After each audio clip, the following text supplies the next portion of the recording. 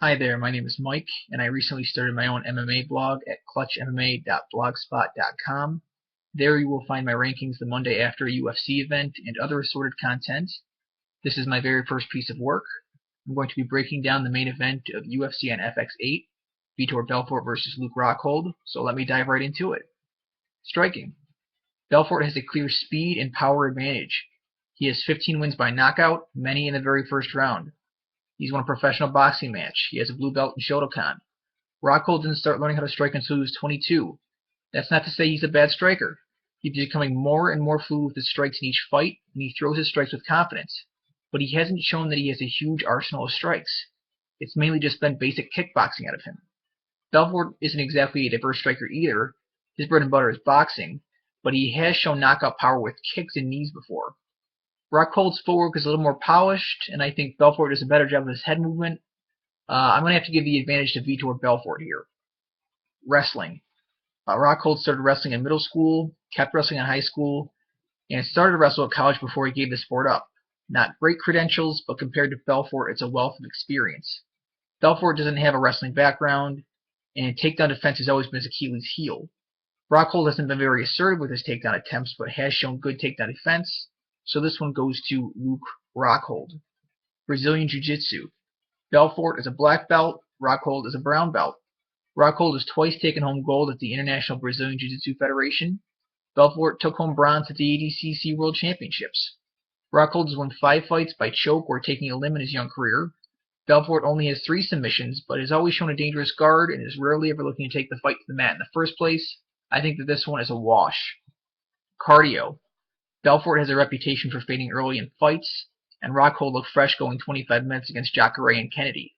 The longer the fight goes, the momentum in all likelihood will shift towards Rockhold, so advantage Rockhold. Experience. Rockhold is 28 years old with 11 pro fights. Belfort is 36 with 32 pro fights. There's not a lot Belfort hasn't seen in his career.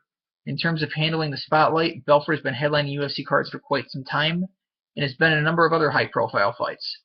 Rockhold has headlined 2 Strikeforce cards, but it's his UFC debut. It's a different world in the UFC, and he could suffer through some nerves or have an adrenaline dump. There's also experience at a high level of competition. No disrespect to the guys Rockhold has fought, but none have been near the very top of the division. Rockhold hasn't gotten an opportunity to prove that he can hang with the best at 185. Belfort has. He's fought the best the world has to offer and done well, so advantage Belfort. Some other notes to be aware of before I get to my pick. Belfort is technically on the wrong side of the aging curve and carries some wear and tear. Maybe this is the fight where he starts to fade a little bit. It's easy to think, oh, well, Randy Couture, but he's the exception to the rule. Of course, we know that Belfort is now on TRT, some controversy involved there, so maybe he's feeling better than he has in a long time.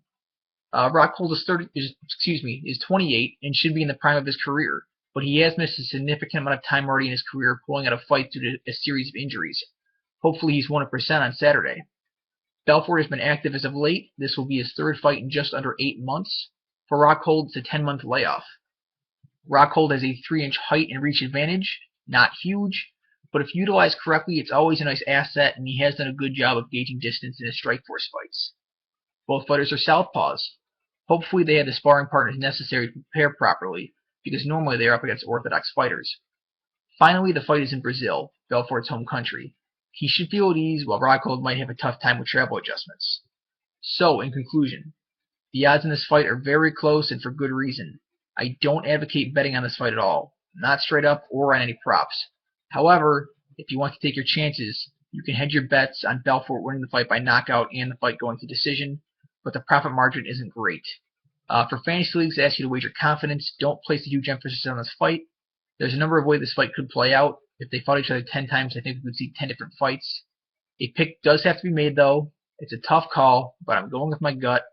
We're going to get a vintage Vitor Belfort knockout in the 1st round. I wouldn't be surprised if the outcome was Rockhold winning a decision either, but it's the intangibles that really made me, it's the intangibles that really swayed me to go with the Phenom. Thank you for watching my very first video. If you enjoyed it, please like, share, and subscribe. I hope that you will tune in for future prediction videos. Feel free to follow me at Twitter at ClutchMMA. Thanks again for watching.